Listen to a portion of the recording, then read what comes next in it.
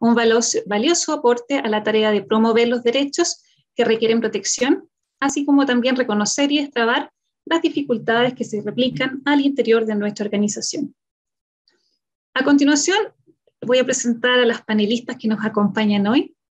Contamos con Daniela Marci, ella es abogada, licenciada en Derecho de la Universidad del Paraíso, profesora de Derecho al Trabajo de la Universidad del Paraíso, es magíster en Derecho al Trabajo por la Universidad de Bolonia y doctora en Derecho de la Universidad Autónoma de Madrid. Actualmente es secretaria general de la Universidad del Paraíso. La profesora Marci es autora de diversos artículos y capítulos de libros de la especialidad, en los cuales ha analizado temas vinculados a derechos fundamentales y género en el trabajo. Es traductora, labor en la que se destacan sus traducciones de Rosa Luxemburgo, Hugo Sinsmayer y Humberto Romagnoli. En la actualidad también es docente del Magíster de Derecho al Trabajo del Instituto de Estudios Judiciales. Nuestra segunda expositora es Jimena Vera, socióloga, es magíster, aquí voy a según como lo leo, Gender and Social Policy en the London School of Economics and Political Science, y se desempeña como coordinadora técnica de la Secretaría Técnica de Igualdad de Género y No Discriminación, dependiente del Consejo Consultivo de Igualdad de Género y No Discriminación de la Corte Suprema. Luego de las exposiciones de nuestras invitadas, habrá 15 minutos disponibles para que puedan contestar las preguntas del público que invitamos entonces a que realicen a través del chat de Facebook Live del Instituto de Estudios Judiciales. Los dejo entonces con doña Daniela Marci para que escuchen su presentación.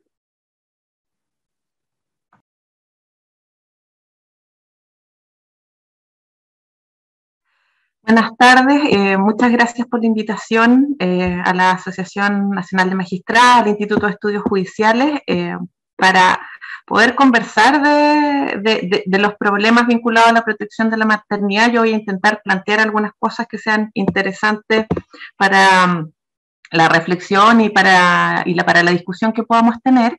Y voy a partir refiriéndome a género y trabajo. ¿Cómo se vincula el género y el trabajo? El capitalismo del siglo XX es el que detecta que es más eficiente adjudicar al hombre el trabajo de industria, y el trabajo de industria es el objeto preferido de protección del derecho del trabajo, y los cuidados a la mujer. Antes funcionaba comprando la fuerza de trabajo de los grupos familiares completos. Es decir, esto que dividimos como trabajos productivos y reproductivos es una realidad específica más bien del siglo XX.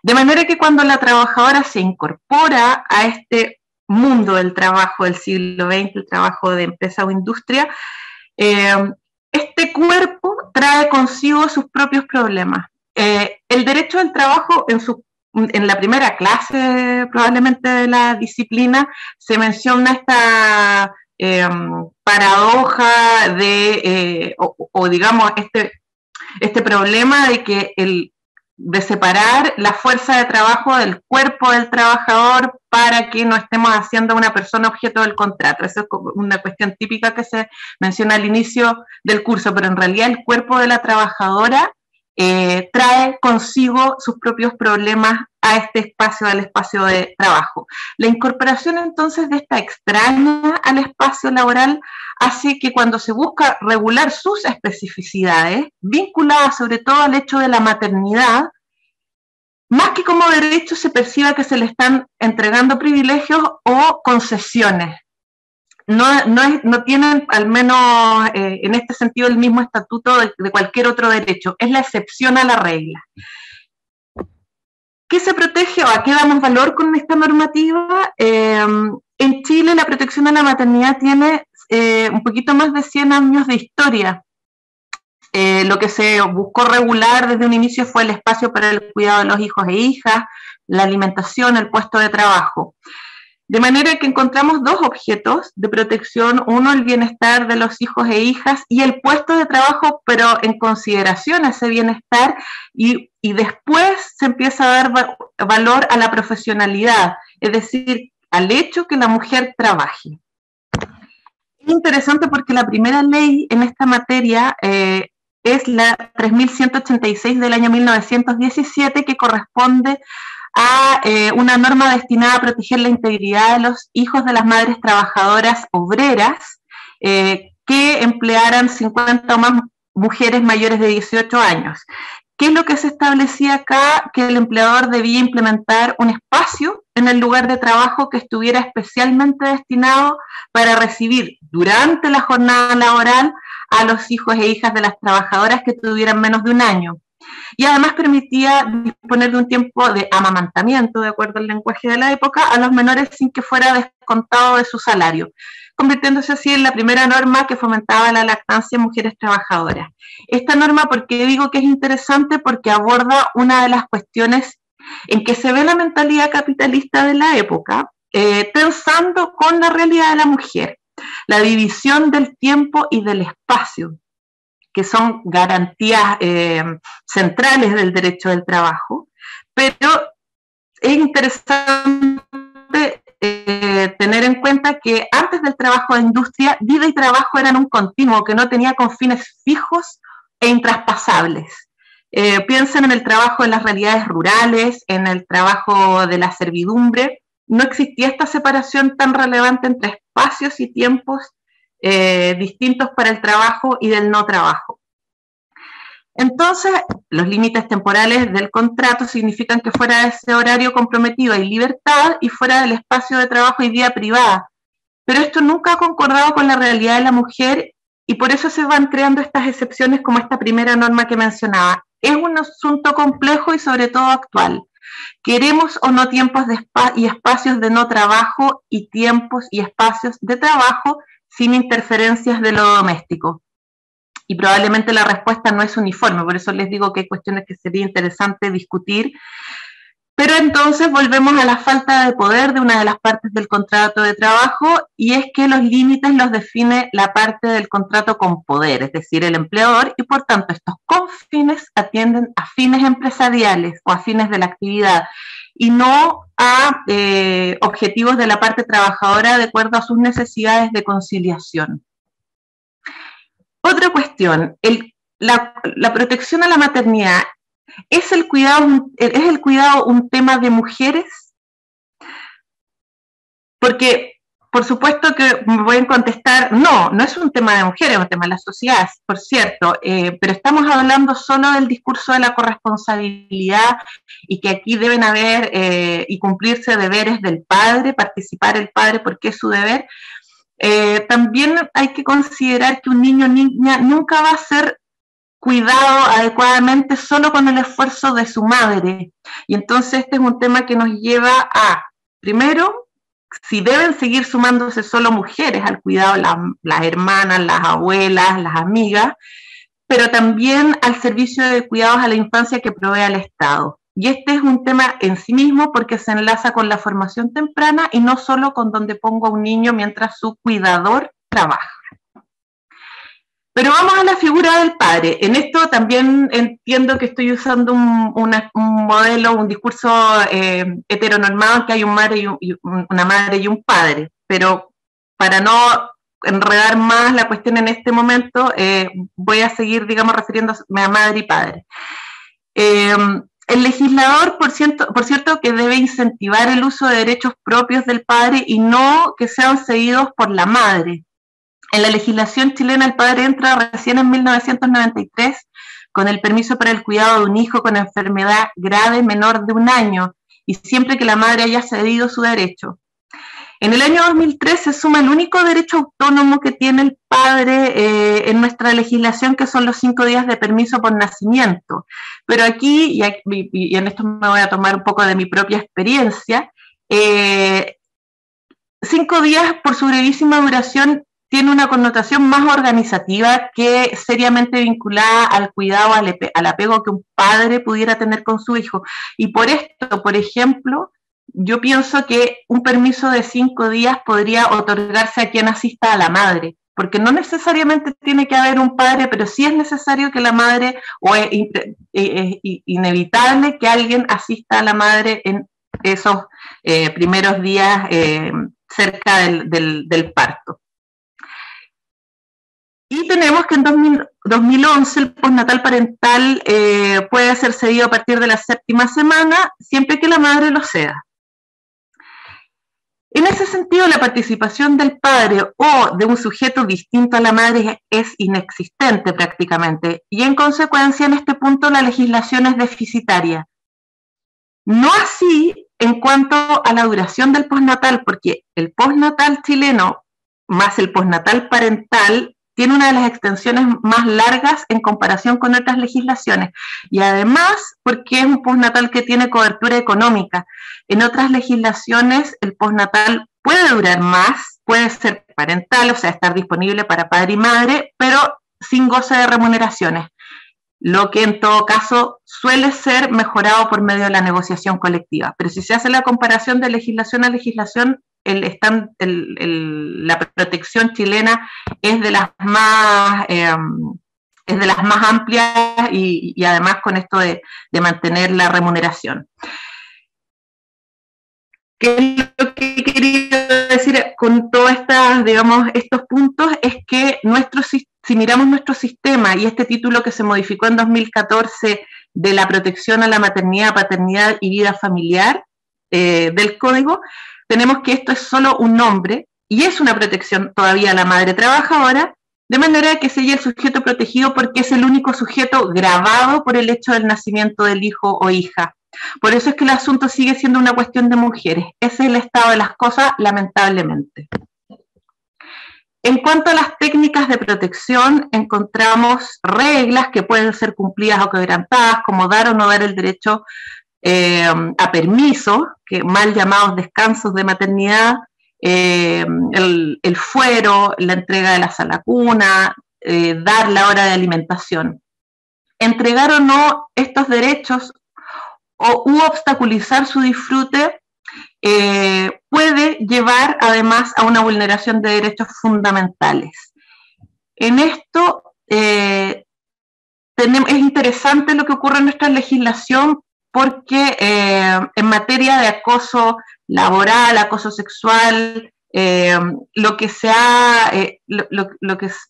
práctica llevó a que todo esto se tramitara por tutela de derechos fundamentales, y eso está muy bien porque puede muy fácilmente haber una vulneración de derechos fundamentales y particularmente el derecho a no ser discriminado por sexo o género, porque evidentemente la maternidad puede ser, la maternidad tiene un elemento biológico, que es el sexo, o de estereotipos de género. Entonces, este tipo de infracciones a la legislación se conectan con vulneraciones, o eventualmente se pueden conectar con vulneraciones a derechos fundamentales. Y aquí quisiera mencionar o plantear una cuestión a propósito de cómo se vinculan estos posibles ilícitos. En la práctica, o los litigantes suelen señalar que reclamar un acoso laboral tiene la dificultad de entender que se exige la reiteración de la sistematicidad de la conducta. Y lo menciono porque en el protocolo, o creo que se llama protocolo de clima laboral del Poder Judicial, estos elementos son recogidos. Sin embargo, la jurisprudencia laboral ha ido desestimando estos elementos a partir de la aplicación de los derechos fundamentales, y en que pareciera ser mucho más relevante la gravedad de la conducta denunciada. Y esto es así por una cuestión lógica. Por un lado, se ha explicado que exigir reiteración y sistematicidad al acoso implica pedirle a la víctima que se exponga por un determinado tiempo, pero por otro lado, entender que estos son elementos imprescindibles de la denuncia podrían significar que un acto grave no sea sancionado porque no encontramos estos elementos de sistematicidad y reiteración.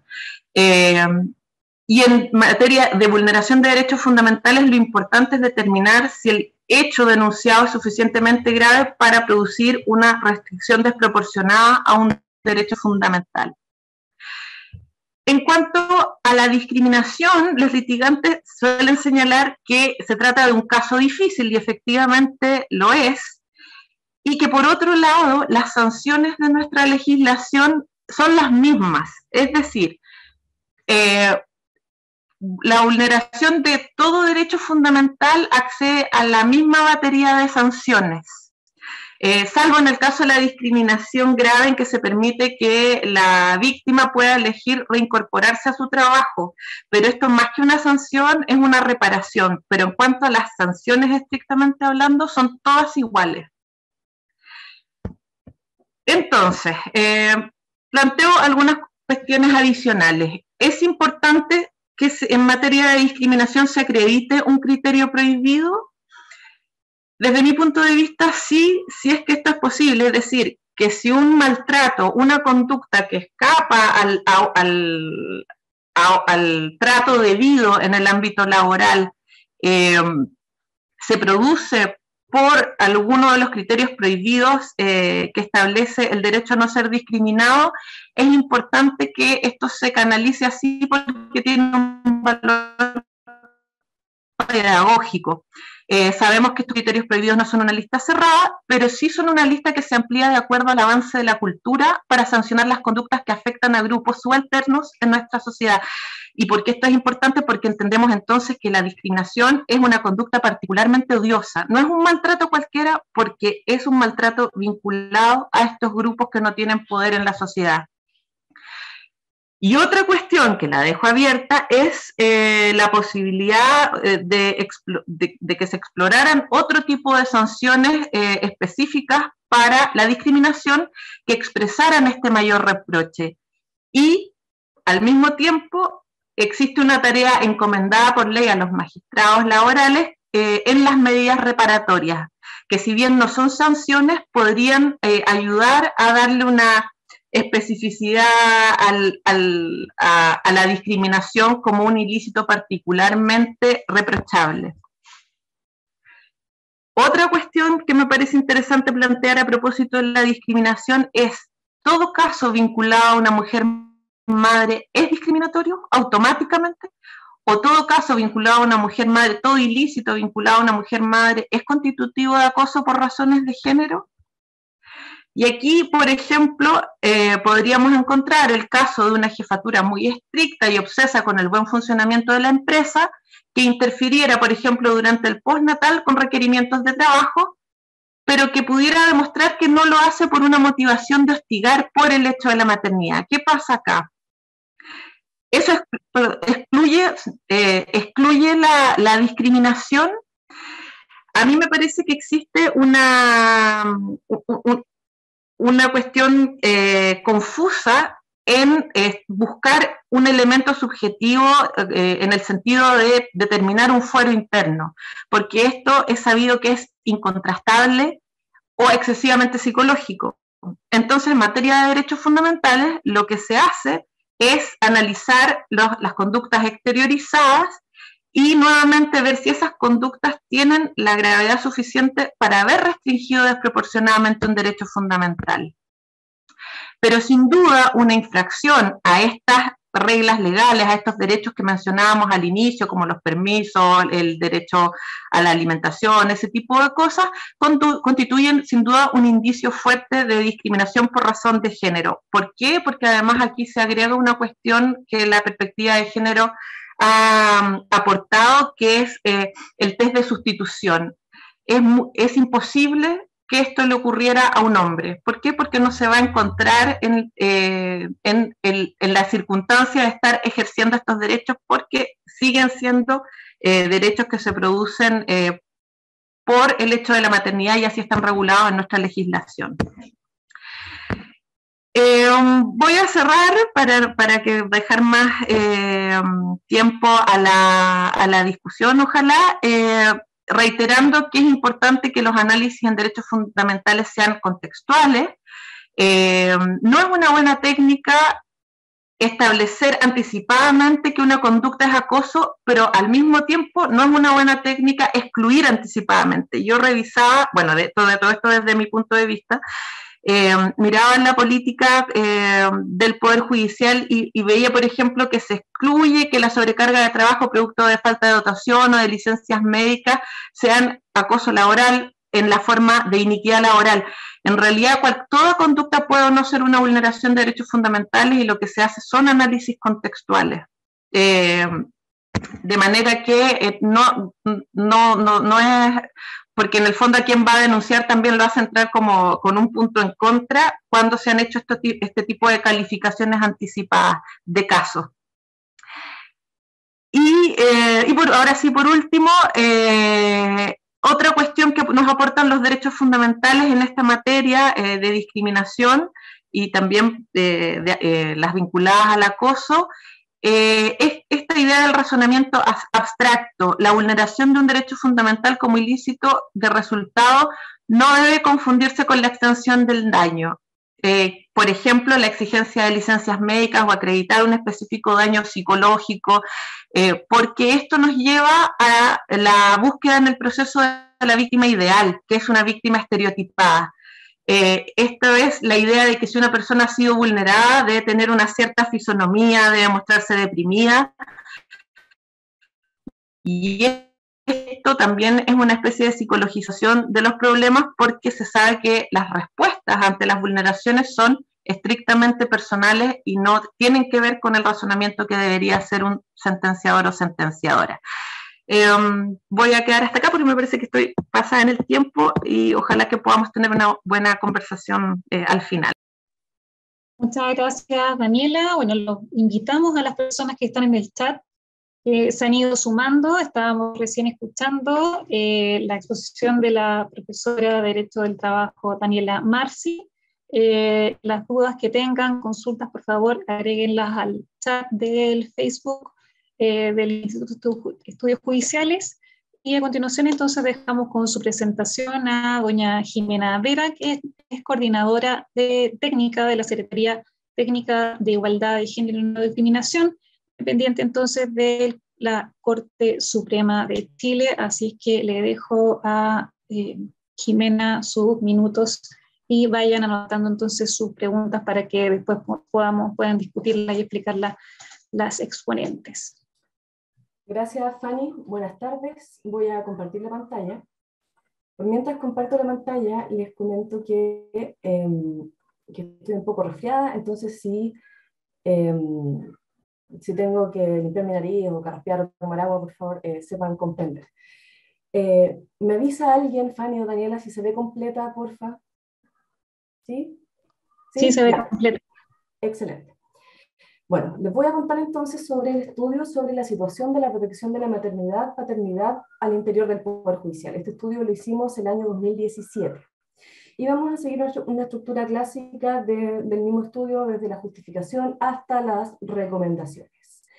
¿Por qué hicimos este estudio? Este fue el primer estudio que hicimos en la Secretaría Técnica de Igualdad de Género y No Discriminación de la Corte Suprema, y lo hicimos porque el año 2016 se publicó el estudio diagnóstico de la perspectiva de género en el Poder Judicial. Ese estudio diagnóstico abordaba distintos ámbitos, y en esos distintos ámbitos lo que se observó en los grupos focales o focus group, se mencionó que habían situaciones que podrían ser denominadas como acoso, y lo dejo entre comillas porque no era el rol de ese estudio ni de este establecer de si eso era acoso o no, por ejercer la maternidad. El estudio tuvo varios componentes, se hicieron grupos focales, entrevistas y una encuesta que fue respondida por gran parte del Poder Judicial. De las personas que respondieron, o más bien era extrapolable, entonces la mayoría de las personas del Poder Judicial dijeron haber vivido o visto algún trato discriminatorio. En ambos casos, en hombres y en mujeres, el principal motivo del trato discriminatorio era por la jerarquía, o más bien dicho, por la no jerarquía. Y en el caso de las mujeres, el segundo motivo era por ser mujer. Dentro de las mujeres que dijeron que se habían sentido discriminadas por ser mujer o habían visto discriminación por ser mujer, se mencionaba entre los motivos, o aparentes motivos, el cuestionamiento por embarazo y por la maternidad y también por la paternidad en algunos casos. Este estudio, bueno, lo licitamos como todos los estudios que hacemos y lo adjudicó la Pontificia Universidad Católica de Chile, específicamente la Dirección de Estudios Sociales, el DESUC. Y lo hicimos el trabajo de campo al menos el último trimestre del año 2017. y lo presentamos en el año 2018 al Consejo Superior de la Corporación Administrativa del Poder Judicial, que ve todos estos temas como ustedes bien saben.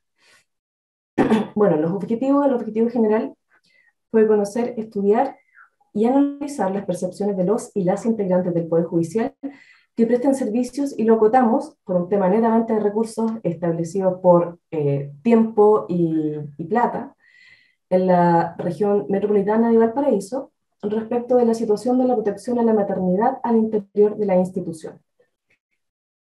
Dentro de los objetivos específicos de identificar el marco normativo que rodea todo este tema, recoger las percepciones de las personas integrantes del Poder Judicial en relación a la protección de la maternidad al interior de la institución, identificar también en qué medida y bajo qué modalidades es posible que se perciba que se produzcan situaciones discriminatorias o abusivas que puedan afectar a quienes tienen hijas e hijos pequeños o los van a tener eventualmente, y también, por supuesto, que nos dieran algunas recomendaciones dentro de lo que veía de afuera la consultora, que en este caso fue una universidad.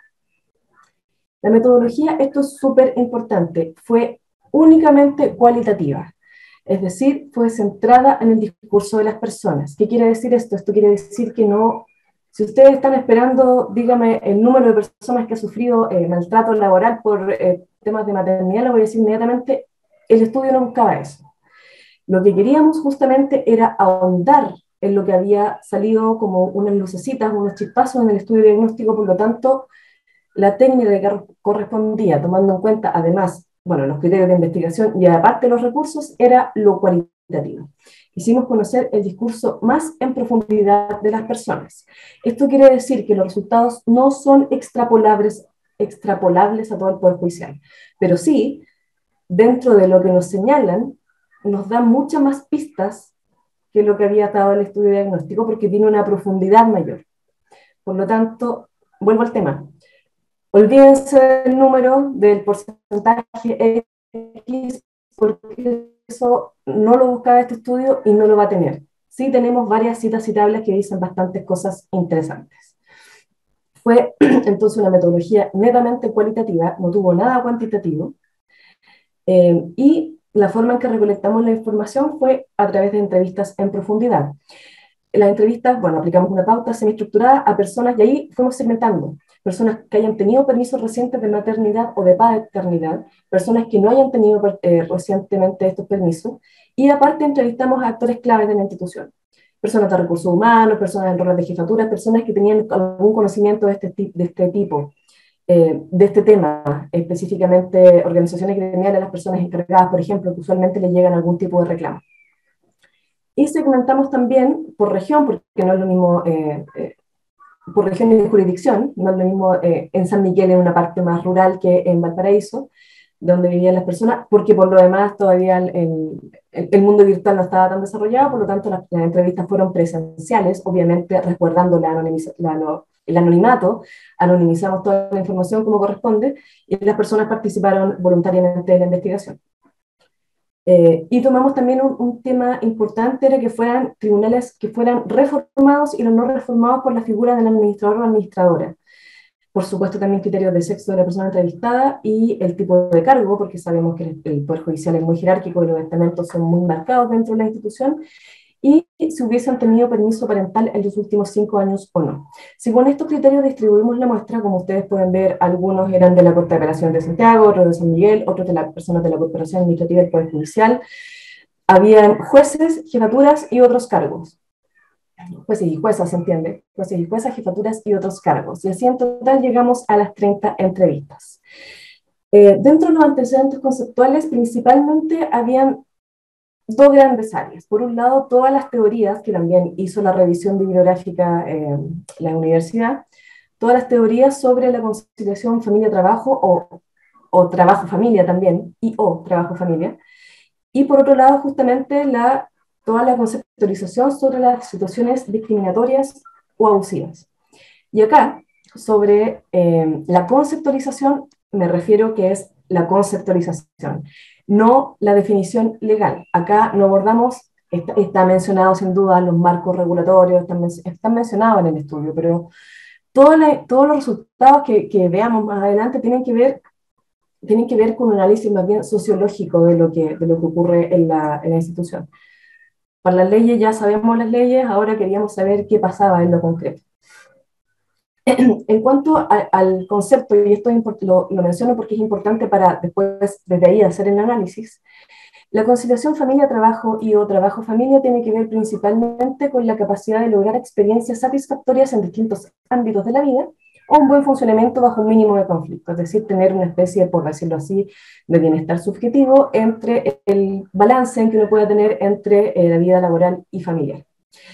También en el marco teórico son importantes las nociones de interdependencia positiva entre los roles familiares y laborales. O sea, esa idea de que uno trabaja y cuando trabaja es solo trabajador y cuando está en la casa es solo pareja, mamá, hija, cuidadora, lo que sea, eso todos sabemos que es mentira. La esfera familiar interfiere, nos gusta o no, en la esfera laboral y a su vez también, sobre todo no nos gusta, en la esfera laboral interfiere sin duda en la familia.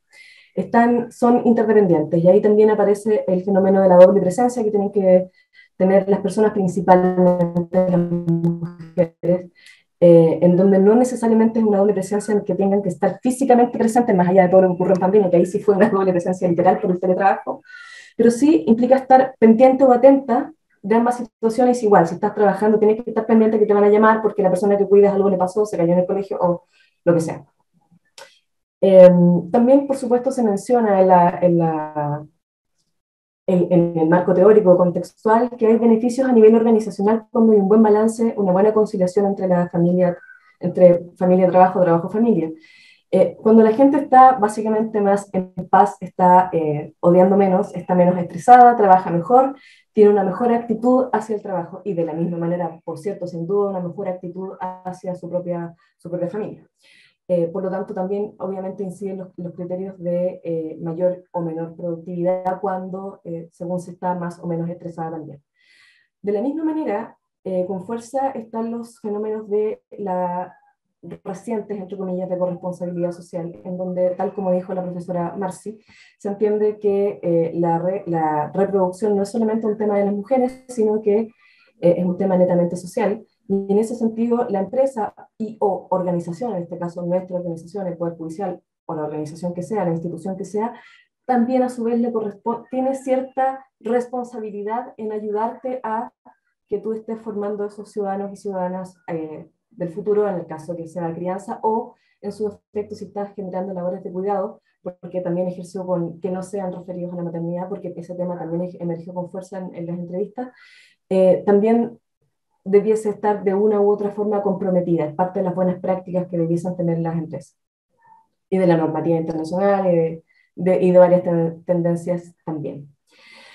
Evidentemente también la legislación hablaba de un mayor énfasis en cómo afecta a las mujeres por la colisión entre el rol socialmente asignado, el rol de reproductora, entre comillas, reproductora no solamente que gesta y pare y amamanta, sino también que después sigue siendo la principal encargada de la crianza, independientemente de que trabaje remuneradamente a jornada completa. Eso lo demuestran claramente las estadísticas de la Encuesta Nacional de Uso del Tiempo en Chile. Y el rol de trabajadora asalariada. Y el rol de trabajadora asalariada es súper importante de mencionar porque acá en el Poder Judicial somos asalariadas, no somos trabajadoras independientes que pueden organizar su tiempo en mayor o menor medida en función de la conciliación con sus actividades de cuidado. Acá hay una estructura bastante rígida en términos de horario y ahí hay que ver qué estrategias se seguirán para organizar la vida familiar. Entonces, por un lado, en el marco técnico está toda la conciliación familia-trabajo, trabajo-familia, con todos estos elementos, y por otro lado estaban las situaciones discriminatorias o abusivas. Acá, insisto, no voy a hablar de la definición legal porque es ustedes que son abogadas en su mayoría lo conocen de sobra.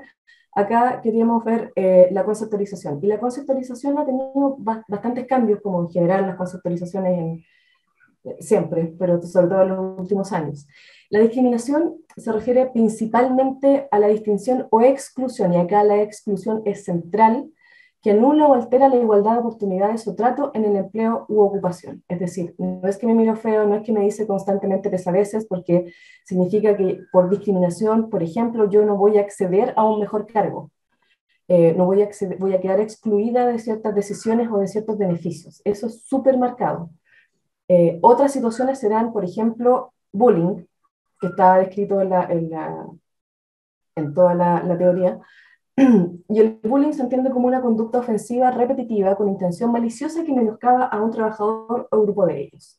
Pero el bullying, usualmente como concepto, se ha utilizado principalmente, se fue especializando un poco y quedó más establecido en el ámbito escolar, educativo.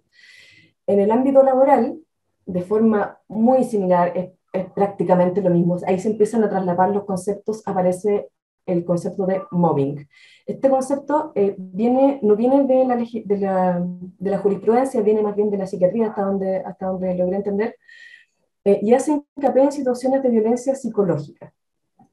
Y no se debiera confundir con el ejercicio abusivo de la potestad de dirección del empresario o de la jefatura. Y eso es súper importante porque a veces aparecía en el discurso de las personas como mi jefatura me está acosando porque me da mucho trabajo. Ok, pero ¿es solo a usted que le está dando mucho trabajo? No, estamos todos con mucho trabajo. Ya, entonces, eso es otro problema, un problema de gestión del exceso de gestión de las causas, o falta personal en la unidad. Eso es un problema que está radicado en la jefatura y en las unidades de otras secciones que tengan que ver con eso, pero no es necesariamente mobbing. El mobbing está dirigido hacia principalmente situaciones de violencia psicológica. El acoso laboral nuevamente se traslapa con las situaciones de mobbing, pero aquí sí se refiere a una agresión reiterada que atente contra la dignidad o genere una amenaza o perjuicio de la situación laboral. Y el acoso laboral también incluye situaciones de violencia física también, que el mobbing no las incluye necesariamente, se refiere más a violencia psicológica, pero hay un traslape ahí en términos de contexto teórico. Hay distintos enfoques según como distintos autores y autoras enfocan el uso de los conceptos. Y además también en los últimos años, principalmente del contexto teórico más bien anglosajón, aparecieron los conceptos de workplace incivility, o más bien dicho en español, incivilidad en el espacio laboral. La incivilidad son acciones de violencia de menor magnitud donde no necesariamente hay intención de daño.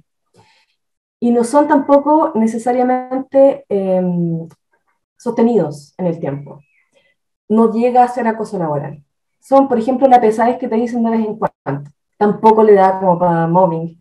En el fondo acá es netamente, puede ser igual de mala onda, genera displacer, genera situaciones de incomodidad en el equipo y en la persona que la recibe, pero no te excluye de ninguna manera para acceder a algún beneficio. No hay violencia física, no es reiterado y no está deliberadamente la intención de dañarte, al menos no conscientemente. Es alguna tontera que te dijeron al pasar, como por ejemplo salía en el estudio una mujer que había vuelto de su postnatal, que de repente alguien le hacía comentarios así como, ¡ay, vaya a almorzar! ¿Qué tiene que ver? ¿Qué tiene que ver con mi hora de amamantamiento legal? A que además yo pueda ir a almorzar porque mi cuerpo necesita alimentación a esta hora, como el resto de los cuerpos que trabajan acá. Eso no da acoso. Eso es una incivilidad laboral, por ejemplo. Pero bueno, más allá de mi interpretación ahora, quiero dejar establecido que todo el estudio no se enfocó en definir qué era acoso y qué no era, sino desde de los relatos de las personas ver más o menos en el contexto e indagar más de lo que había salido en el estudio de diagnóstico. Las explicaciones de por qué se producen estas situaciones discriminatorias o abusivas son fenómenos generalmente multicausados donde se consideran determinantes individuales, o sea, por ejemplo, tu propia situación es distinta la situación de una persona que tiene hijos chicos que están sanos y sanas y que van a ir creciendo y a medida que crezcan van a ir requiriendo menos cuidados que, por ejemplo, la situación de una persona que está cuidando a su mamá que está postrada. Es radicalmente distinto. Por un lado hay menos demanda, por otro lado hay mayor demanda y más deterioro y más imprevisibilidad también dentro de la demanda que te puede ejercer en tu rol de cuidador. Hay temas interpersonales, también hay personas que depende de los climas organizacionales y aparte factores organizacionales específicos de cómo el funcionamiento de la institución propicia o no que se generen estas situaciones eventualmente discriminatorias y o abusivas.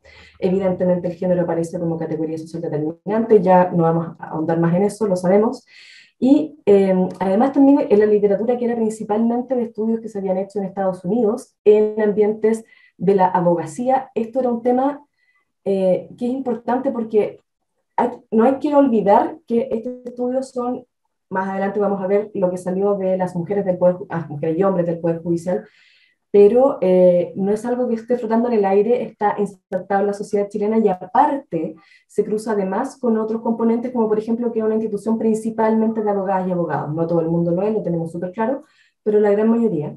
Y resulta que en Estados Unidos habían varios estudios al respecto sobre cultura y clima organizacional y situaciones abusivas en ambientes laborales del ejercicio de la abogacía, principalmente en grandes bufetes, y la situación era lo mismo, era situación privada, y tenía que ver con la jerarquía muy vertical, tenía que ver con la situación, eh, principalmente por un tema jerárquico que se propiciaba que se generaran situaciones abusivas y aparte también una sobrecarga de trabajo muy grande, donde las mujeres y hombres, jóvenes o no, con hijos o no, con personas con cuidado a cargo o no, trabajaban largas horas del día. Entonces se cruzan como siempre varios elementos, sabemos que hay que analizar todo en términos más intersectoriales y multicausales. Ahora bien, los resultados, que es lo importante. Vuelvo a reiterar, es a partir del discurso de las personas, no es representativo del Poder Judicial, pero sí nos indicó varias cosas en mayor profundidad. Los principales resultados tienen que ver principalmente con tres cosas. En primer lugar, lo ordenamos así. En primer lugar, con la percepción del Poder Judicial como un lugar de trabajo y con las características específicas del Poder Judicial. En segundo lugar, con la percepción de familia-trabajo y la maternidad o paternidad. Y en tercer lugar, específicamente del trato en los ambientes laborales del Poder Judicial. Y como titular, les digo inmediatamente que tal como ocurre en las situaciones de, como ocurre en todo el resto, por ejemplo, en las situaciones de acceso a la justicia de las mujeres víctimas de violencia, por ejemplo, el tema de la heterogeneidad en el Poder Judicial, la heterogeneidad de cómo funcionan los espacios laborales es radicalmente distinto. Ese como tercer tema porque era muy importante. Entonces, en primer lugar, en la percepción del Poder Judicial como un lugar de trabajo, habían dos tendencias. Por un lado, se reconocen la jerarquía y los estilos de liderazgo tradicionales. Por ejemplo, acá un hombre que era jefatura de la región metropolitana dijo: respecto a la cultura es bastante añeja, entonces se caracteriza por ser muy vertical, donde hay un respeto, una suerte como de temor reverencial por las jerarquías, lo que genera muchas dificultades para trabajar. Eso evidentemente va generando que se puedan producir situaciones de acoso o de incivilidades. Hay otra tendencia también que justamente por el tema de los tribunales reformados, una persona, en este caso un hombre, un juez de la región metropolitana, dijo: los administradores sí están contemplados en primera instancia porque hay toda una organización distinta. Se parte distinto, sí, pero no se cumple. Por lo menos el principio es que el juez se dedica a su función, a jurisdiccionar, y el administrador se dedica a todo lo que es la gestión, todo lo que es hacer funcionar el tribunal. Eso no es así porque los jueces igual se meten, y ahí hay unos tremendos conflictos, pero igual el principio es así. O sea, en teoría los administradores y administradoras administran. Ahí nuevamente tiene que ver con la historia y el funcionamiento del Poder Judicial. Ahora bien, en el Poder Judicial, y la gente lo reconoció, habían muchas ventajas comparativas con otros espacios laborales. En primer lugar, hay estabilidad laboral. El Poder Judicial, a diferencia de otras instituciones públicas, o sea, no tiene personas contratadas a honorarios. Ahí podemos dar toda la reflexión sobre que la mayoría ya estamos a contrata, pero independientemente de eso, estar a contrata igual te implica estabilidad. Puedes acceder a préstamos.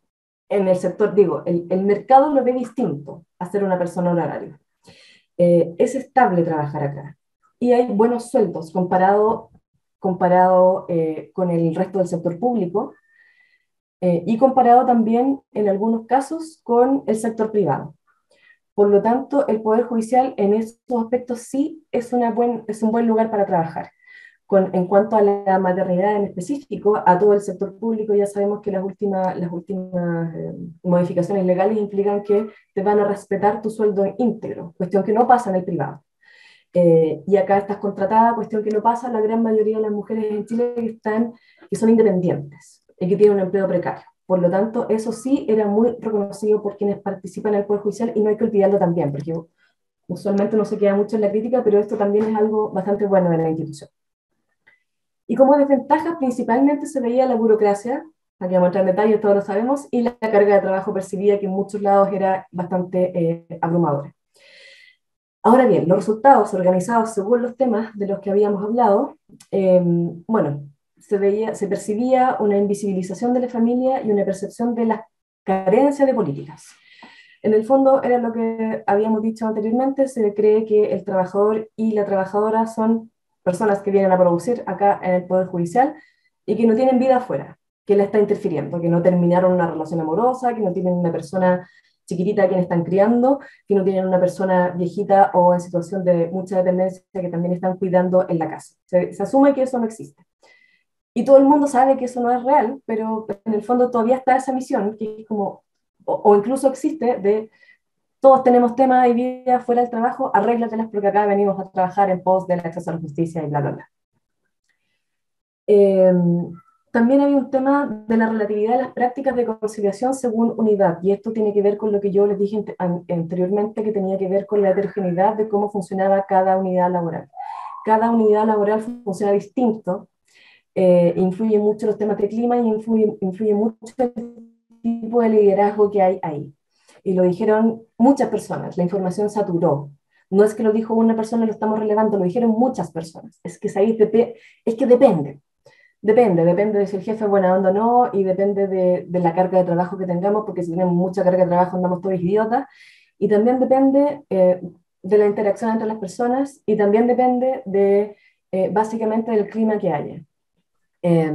Y además también el tema de la flexibilidad, que era valorado en algunos casos, dependía mucho del cargo o escalafón. Y aquí hay que decirlo con todas sus letras, los escalafones más bajos, en el fondo entiéndase, las no jefaturas o la no judicatura, todos los otros cargos tienen muchísima menos flexibilidad, y eso también era reconocido por la mayoría de las personas entrevistadas.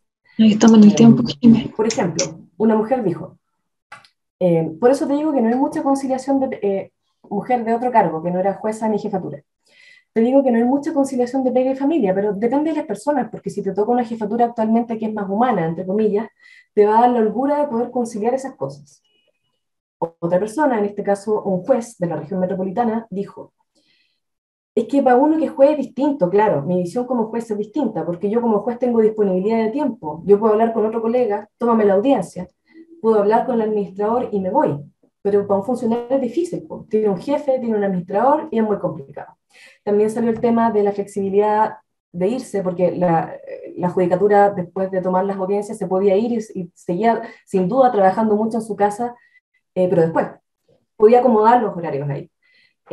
Las personas que están en otros niveles no se pueden ir después que se acaban las audiencias. El trabajo sigue de forma estricta, y esto evidentemente el estudio fue hecho pre-pandemia, me gustaría recordarlo, el trabajo seguía de forma poco flexible siendo realizado en el tribunal. Entonces la flexibilidad era para algunos cargos, para la judicatura principalmente. Además también emergió, no sé si con fuerza, pero sí emergió varias veces, diría que sí con fuerza, que resulta que los hombres más jóvenes ya estaban esperando algún tipo de mayor flexibilidad para ellos. Entonces, por ejemplo, alguna persona, bueno, acá esta persona, este juez está hablando de que había que dejarlo a la guagua, y a él también le dolía dejar a la guagua en manos de otra persona. Pero, por ejemplo, había otra persona que decía, a mí, o sea, por ejemplo, en mi tribunal es buena onda. A veces nos dan permisos sin tener que llenar algo. Evidentemente sin abusar, qué sé yo. Pero a mí me gustaría ir a ver el acto escolar de mi hijo. Y los permisos son para las mujeres. ¿Y por qué? Si yo también soy papá y yo quiero estar presente porque era para mí importante y para el niño, no sé qué. Complicado. O situación aún más de discriminación hacia los hombres. En este caso, como secretaría recibimos varias veces un reclamo de un funcionario con toda la razón del mundo que decía, ¿por qué yo no tengo derechos a la cuna? ¿Por qué a mí no me dan esa asignación y se lo dan a la jueza en mi tribunal? Que está bien que se lo den, pero ella grado, no sé, 5 y yo soy grado 14 y esa plata también la necesito y también tengo una guagua. Porque el Poder Judicial respondía a lo que dice la ley. Y lo que dice la ley es que el derecho a la cuna es para la mujer, madre, por lo tanto tú como eres padre, en el fondo, en definitiva, lo que dice el Estado con la ley, bueno, hay una mujer que se haga cargo, usted papá dedíquese a trabajar y alguien le cuidará la guagua, usualmente la mujer. Era injusto también. Bueno, y el otro tema, el tercer tema era acerca del trato en el lugar de trabajo, y eso sí apareció como importante, porque lo que se entendía por abusivo, ahí estaba confundido, se confundían las personas. Ahora, también lo vimos en el marco teórico, entonces que haya este traslape en los conceptos teóricos, no debiese ser tan raro que las personas comunes y corrientes también tenían cierta confusión en los conceptos. Como les dije previamente, se confundían conceptos de discriminación con prácticas de acoso, sobre todo en temas asociados a la mujer y a la maternidad. Además, también, acá hay que decirlo, este estudio lo levantamos justo después, el trabajo de campo, en paralelo y justo después que habíamos hecho una intervención en la Corte Suprema y una campaña que fue bien potente sobre la situación de acoso sexual. ¿Acaso es acoso se llama? Entonces, de una u otra manera vimos que los resultados estaban permeados por esto. Permeado en el sentido de que se acordaban más de los temas de acoso sexual, más allá de que todas las preguntas iban por el tema de maternidad y paternidad, el tema de acoso sexual estaba muy fresco, por justamente la campaña que fue bastante potente que habíamos hecho en esa época. Como les dije, algunas personas asociaban el acoso a situaciones de sobrecarga de trabajo y no eran necesariamente hacia una persona, era como todo el tribunal que estaba colapsado. Eso no era acoso, pero algunos decían que sí, pues no están acosando a todos porque estamos todos mal, estamos... Claro, había una disrupción en la salud física y mental de las personas, eso era un hecho objetivo. Pero no sé si calificaba como acoso, lo más probable es que no. Porque por lo demás acoso sí está definido en términos legales y ahí como que no calzaba tanto. Bueno. Y en el ámbito de la maternidad, que era lo más central, se distingue claramente como acoso, y eso sí, pese a que las mujeres no necesariamente lo entendían como acoso, pero era una violación de la normativa, el no cumplimiento de la normativa laboral, especialmente en el derecho a amamantamiento. O sea, el pre y postnatal se respetan eso, todo el mundo decía, no, ahí sí te lo respetan y te lo pagan a tiempo, ningún problema. Y te pagan la plata de la cuna si eres mujer, también. El tema es con el permiso de amamantamiento, que ahí salieron muchas personas, mujeres, diciendo, dando ejemplos. Desde un tipo, claro que el tipo tenía, bueno, un sujeto que era una jueza, que se sacaba leche, y el tipo cada vez que tenía que ir a sacarse leche le iba a apurar. Le iba a decir, oye, ya, pues lleva mucho tiempo y el tipo era que él tenía un problema. Pero sí había situaciones que vamos a ver las citas después, pero había varias situaciones en donde al principio la hora de amamantamiento se respeta bien, en general, en algunos casos desde el inicio como que le dijeron que no, estamos todos con mucha pega, así que volví nomás y si no, alega, pues ahí vemos con quién hablamos. Y en otros casos, que eran varios, no sé si la mayoría, pero eran varios casos, diciendo que al principio se cumplía bien y de repente incluso ellas algún día se quedaban así porque había mucha pega, porque simplemente se quedaron más y después el espacio laboral entendía que ella ya no necesitaba ese tiempo, entonces se lo empezaban a exigir. Cuando en realidad hay un marco legal que la está Ya estamos con el tiempo y tenemos preguntas. Una parte de las personas entrevistadas mencionan que no existen situaciones de acoso, aunque duden que en el pasado sí existían, eso también fue bastante fuerte. Y otras personas dicen que sí, que en realidad existen, pero que depende mucho del clima laboral de cada unidad. Y con el tema de las situaciones que antes eran más terribles, es igual, era más o menos transversal. Algunos dicen sigue existiendo, pero es más acotado. Al parecer sí había un cambio, donde antes todo era mucho peor. Y acá una mujer de la región de Valparaíso, que no es jefa ni jueza, dice, lo he escuchado de gente antigua, que antes los jueces o las jefaturas trataban muy mal a la gente, pero ahora eso aquí no se ve mucho, o yo no he visto. Y eso lo dijeron varias personas. Y otra persona también, mujer, que no es jefatura ni judicatura de la región metropolitana, dijo, sí, sí. De hecho, yo tengo una amiga que trabaja en otro tribunal, que fue mamá un año antes que yo, y su chiquitita al principio estuvo muy enferma cuando empezó a ir a la sala cuna. La cuestionaron, tuvo que al final pedirse vacaciones y estuvieron así como solo porque estaba con fuero, le dijeron que no la echaron. Entonces, igual por eso te digo, depende mucho del clima que exista, de quién sea tu administrador, en este caso administradora, como en la realidad de cada tribunal. Esto fue súper marcado, súper marcado, súper marcado. Había una jueza que decía que ella había tenido en los últimos 5 o 6 años 2 hijos, y la situación había sido radicalmente distinta en 2 unidades laborales distintas. En la primera, mala onda, gente enojada, pero cómo se va, otra embarazada más, que empieza la licencia, que está cuando, que mala onda total.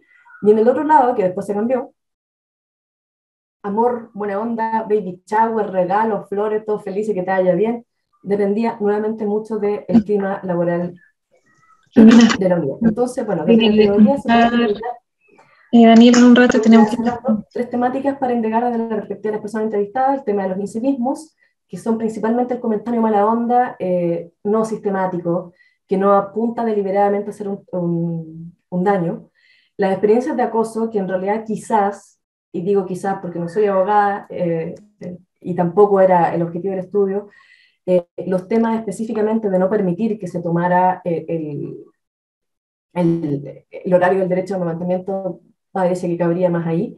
Y el trato discriminatorio en general no se vio al nivel de cómo se describe principalmente como una exclusión del acceso a algún recurso. Pero sí, las características del Poder Judicial son un caldo de cultivo para este tipo de cosas. Por ejemplo, un juez de la región metropolitana dijo, mira, no sé si se llegue a casos de acoso laboral, pero ese es un tema más complicado. El Poder Judicial es una institución altamente jerárquica, y en razón de esa jerarquía, yo diría que la jerarquía en general es un caldo de cultivo para situaciones de abuso que puede que no lleguen a acoso laboral o abuso, pero sí pueden ser catalogados de ciertos márgenes de maltrato. Y eso sí, uno lo puede ver de repente. Y eso lo dijo también todo el mundo, que es mucho menos que antes, pero que igual sigue pasando y sobre todo depende mucho del clima. Básicamente eso era como el gran resumen del estudio. Evidentemente, desde los incivismos emergen situaciones de la perspectiva de género, de los roles más bien tradicionales, del formato, por ejemplo, que le decía que esta persona no le daban de repente el permiso para ir a ver al niño en los actos escolares, y a las mujeres sí se los daban, cosas de ese estilo. Y bueno, el tema de la maternidad principalmente afecta en los estadios iniciales, muy iniciales de la crianza, entiéndase el primer año de la guagua, y el regreso al descanso postnatal. Después ya no. Después la gente ya claramente tiene sus estrategias armadas, lo que no quiere decir que no siga estando bajo mucha presión y siendo que quizá la principal encargada del cuidado de hijos e hijas, seguramente. Pero ya no se vuelve tan tema, ya hay todo un sistema operando detrás para que tú puedas venir a trabajar, en el fondo era eso. Y sí emergió con fuerza el tema de las personas cuidadoras, no necesariamente de niños, sino de repente del marido enfermo, del papá o la mamá, muy viejitos también, eso, y para eso no hay permiso y no hay licencia y es más complejo. Cosas como incivismo, lo dijo una jueza, por ejemplo, en la región metropolitana. Nunca nadie reparaba en que a veces uno se sienta en audiencias hasta las 2 de la tarde y que uno termina así, hinchada, y no hay ningún segundo para venir a sacarse leche. O sea, te empezáis a chorrear, es súper incómodo. Eso ya es mala onda, podéis dejarla entre medio, y es un tema de la programación. No necesariamente de acoso, podría serlo, no lo sé. Suena más a incivismo. Por ejemplo, otra persona dijo, una mujer jefatura de la región metropolitana. A mí yo sentí que era más como que acoso laboral, fue que yo, por ejemplo, luego de mi postnatal, yo tenía mis vacaciones guardadas como para tomármelas después, como para alargarme un poco mi postnatal. Y mi jefa me llamaba para decirme, vuelva a la pega, porque tuvo que hablar con los ministros, yo que tú no me tomaría las vacaciones, no sé qué. Cosas de ese estilo. Jimena, tenemos que cerrar todas las preguntas. Sí, y luego ya, para ir cerrando, en general se visualiza un cumplimiento de la norma, excepto en los casos de la jornada de amamantamiento, del tiempo de amamantamiento, como les dije, y en cuanto a conclusiones, básicamente la estructura del Poder Judicial propicia o puede propiciar a que se generen este tipo de cosas. Hay confusión conceptual también, y la norma, en general la gente no tenía tan claro dónde recurrir en caso de situaciones de este tipo. o incluso dónde buscar la normativa, y en general eso está publicado en la web, en la intranet, específicamente en la web de recursos humanos. Está todo publicado, que la gente lo busca también, ahí hay otro tema. Y en cuanto a las recomendaciones, bueno, incorporar la visión integral de los trabajadores en su esfera laboral y familiar, establecer acciones de conciliación con perspectiva de género y bajo enfoque de corresponsabilidad, ya que se incluye principalmente el tema del cuidado de personas que no son las guaguas, sino las personas adultas dependientes o niñas dependientes graves, evaluar casos que resulten en complejidad familiar además de la crianza temprana. Esto fue súper importante, es algo de que trató de hacer, o de que agarrarse de desarrollo organizacional, no fue bien en el Consejo Consultivo, diseñar modelos de liderazgo institucional flexible y transformador. No hubo apoyo desde más arriba, ¿no?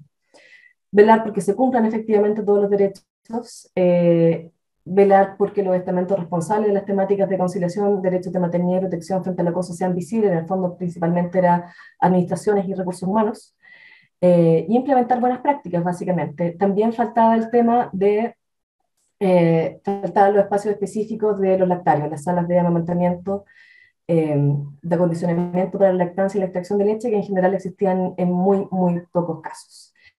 Y con esto cierro, les doy las gracias por su atención y les dejo invitadas e invitados a visitar la web de la Secretaría de Género, secretariadegénero.pjud.cl. Este estudio, con todos los demás, están publicados en la sección de estudios. Este estudio, como es del año 2017, está más abajo, están más arriba los más recientes, pero está el estudio con sus resultados publicados, y esta presentación también la vamos a subir porque, si mal no recuerdo, quizás no está. No, pero está la presentación final. Con esto cierro, Fanny, y damos espacio a las preguntas. Muchas gracias, Jimena. Ese link yo creo que habrá posibilidades de dejarlo también acá a la misma charla para que la gente lo pueda buscar y después descargarlo y hacer las preguntas. Bueno, tenemos entre las personas que han estado participando, tenemos varias preguntas. Hay 3 que son dirigidas a ambas exponentes, y como Daniela tiene que salir en unos minutos, yo voy a concentrarla así breve para que me puedan contestar. Una, yo creo que a Jimena, que es de Antofagasta, dice si es posible impulsar, siendo parte del Poder Judicial, la no discriminación en el trabajo por razones de cuidado, tanto desde el punto de vista de las jefaturas y asignación de funciones. Esto lo señala justamente al final de la exposición del informe de Jimena, estaba hablando de las recomendaciones. Entonces la pregunta sería si es posible incluir esta no discriminación en el trabajo, tanto para jefaturas, funciones, incluirlo también en el tema del ambiente laboral.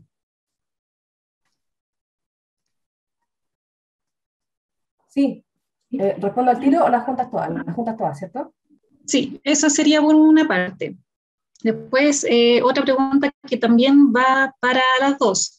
Dice, como el Poder Judicial existe, una pregunta, pero la resumo así, como existe un procedimiento, un protocolo de investigación por caso de acosos, que establece expresamente la posibilidad de pedir un informe a la Secretaría de Género cuando se investiga, y además se obliga a publicar las sentencias dictadas para visibilizar esta forma de violencia.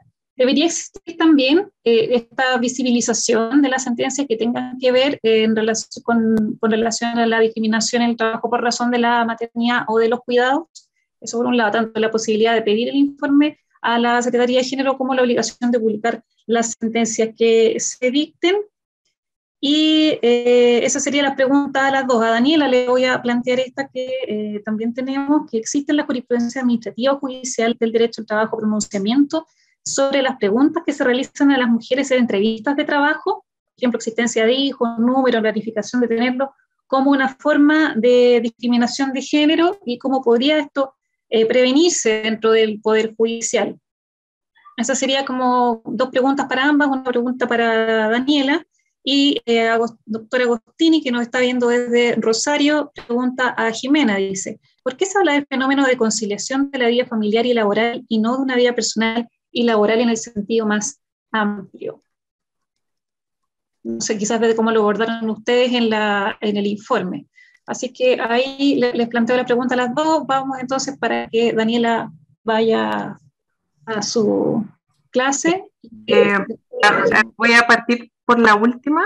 En la tutela de derechos fundamentales se ha entendido que, porque la norma dice que las ofertas de trabajo no están cubiertas por la tutela, la fase precontractual no estaría cubierta. Esa es una interpretación que ha sido discutida porque la oferta de trabajo no es todo el procedimiento de contratación, entonces lo que sí es que no se han intentado acciones, pero existen buenas razones para entender que podría reclamarse. Ahora, una pregunta que, o sea, estas preguntas son evidentemente discriminatorias. Si a mí me preguntan cuál es mi proyecto familiar, que son muy comunes, no tiene tanto que ver probablemente con que no se admitiera la tramitación o es una pelea que se podría dar, sino con la posibilidad de probar, porque estos asuntos ocurren entre un seleccionador y un potencial trabajador o trabajadora y es muy difícil acreditar qué es lo que se me preguntó. Yo diría que esa es la gran dificultad de la fase precontractual con la tutela, no porque si yo logro demostrar que a mí el Estado, incluso hay una norma explícita en el código, dice que no se puede consultar por el estado o no de embarazo, pero hasta eso es muy difícil de demostrarlo por lo que ya había señalado.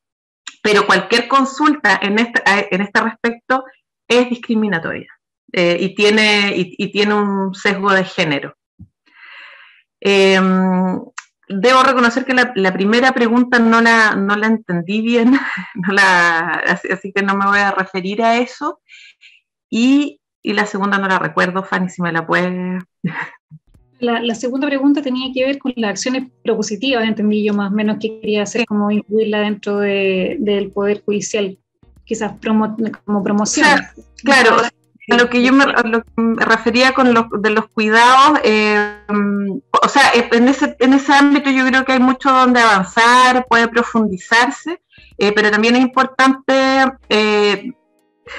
que las categorías sean claras y que no sean reiterativas en muchos casos. Quizás esta idea de los cuidados, no solo pensado en los hijos, como también se mencionó en el informe, es importante. También viene la pregunta que es solo para Jimena, y también en los que no tienen que ver con cuestiones familiares, sino que el respeto a la vida personal, se puede explorar mucho. Pero sí me parece que es importante que las figuras tengan como un espacio propio para que se justifiquen, e insisto en la idea de no anticipar calificaciones, no ser demasiado específico, y voy a poner un ejemplo distinto.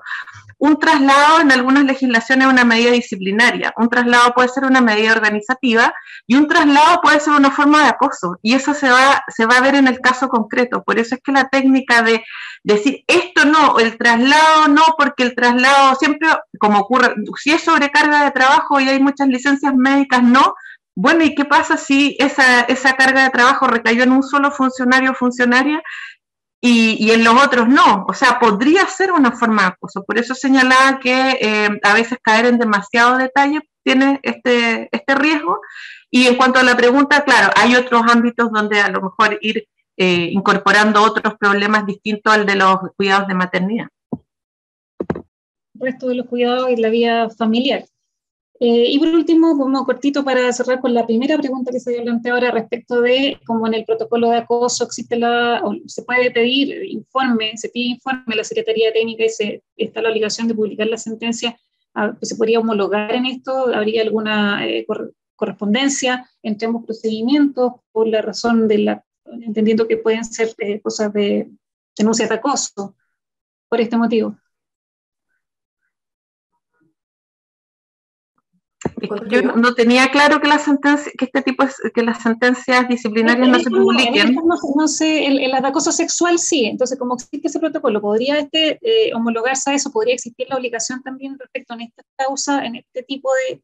No, o sea, no veo por qué no van a tener una obligación, un deber de publicidad como cualquier sentencia, que es distinto a decir vamos a hacer una publicación de los acosadores, o sea, pero publicar una sentencia es una cuestión de transparencia bastante mínima, entonces a mí me parece que sí, que existen buenas razones para que eso fuera así. Además que estamos hablando de ilícitos de una misma gravedad, pero en todo caso el tema de la publicidad de una decisión del poder público, no veo por qué no deban ser publicadas.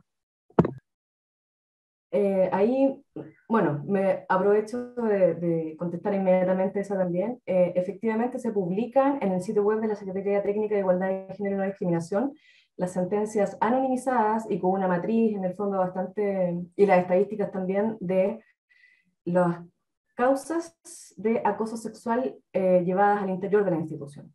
Y eso está establecido así por normativa. No hay ninguna normativa, y acá, pese a no ser abogada, me voy a poner bastante abogada porque hay trabajo detrás allá, no es un tema como que ya se publica la sentencia y listo, hay que anonimizarla, hay que sacar la estadística, hay que perseguirla porque no llegan solas, la gente se demora en enviarla, entonces eh, implica tiempo.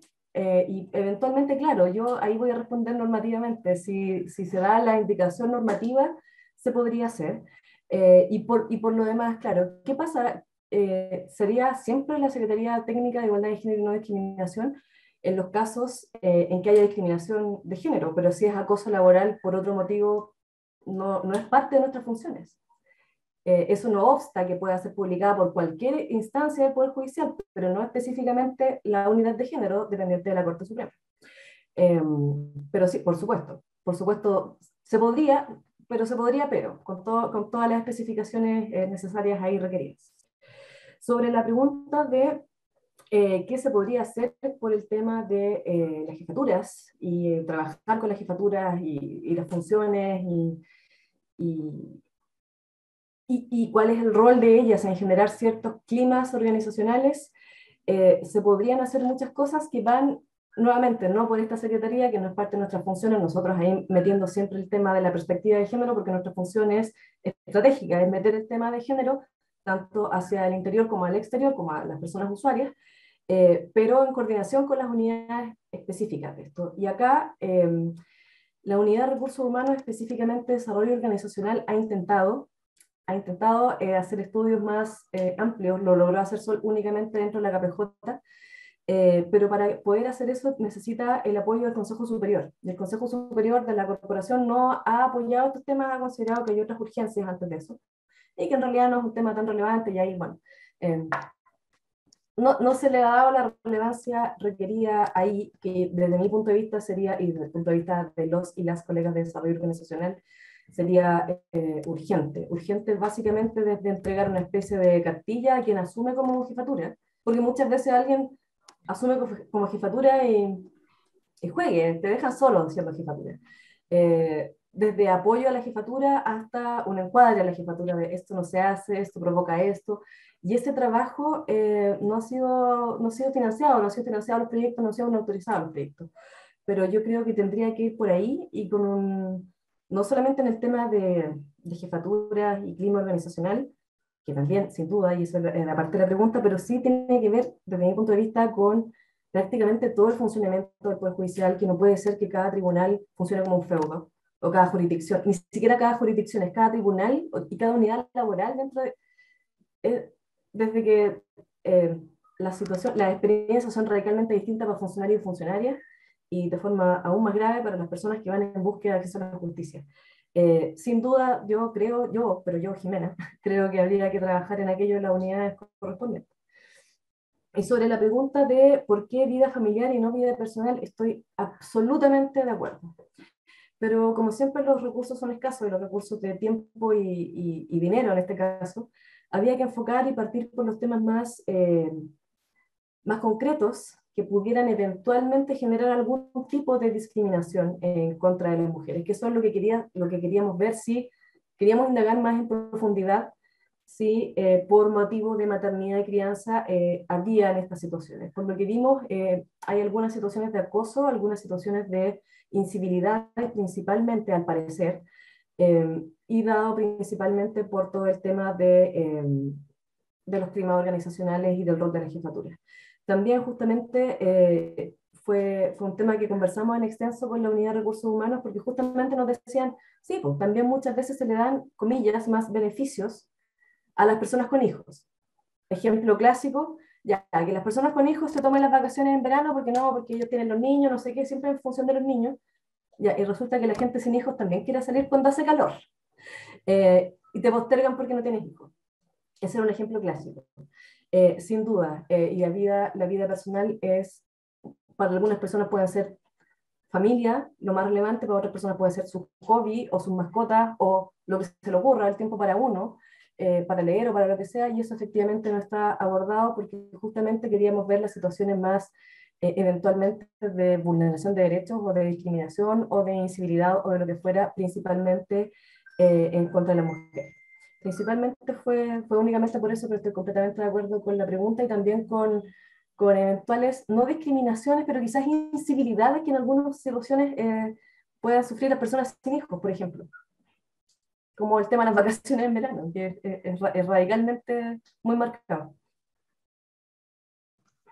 Muchas gracias, Jimena. Bueno, yo también tenía notadas algunas cosas y yo creo que además también ahora que está reconocida, digamos, que las personas, existe un matrimonio igualitario y van a poder adoptar y vamos a tener también quizás más, no maternidades, pero sí cuidado de hijos menores de edad, así que vamos a ir viendo ahí cómo va evolucionando esto, cómo se va desarrollando, así que los dejamos a todos, bueno, agradeciendo la participación, la valiosa participación de la profesora Daniela, de Jimena, los aportes de las preguntas también. Acá tenía saludos de Gema Águila, que es presidenta de la ANEJUD, también nos está diciendo, ella es funcionaria de la Secretaría, y la realidad de las secretarías también es muy distinta de la Corte, quizás distinta a los horarios, como decía Jimena, acotados de las audiencias, los funcionarios que están en los tribunales.